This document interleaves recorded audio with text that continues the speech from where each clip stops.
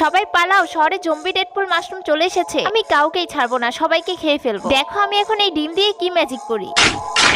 আরে ছাতা মাথায় দিয়ে রাস্তায় কি করছে? আরে মাকড়সা যাই করুক না কেন, ক্ষতি তো আমাদেরই হবে। তোমরা দেখো আমি এই ডিমটাকে এখানেই পুঁতে দিচ্ছি। আরে বাহ, এটা তো একটা বড় মাশরুমের গাছে পরিণত হলো। আরে আরে না, এই গাছটাকে আগে ভালো করে দেখ, সবকটা মাশরুম গাছে থাকা অবস্থায় জম্বি হয়ে যাচ্ছে।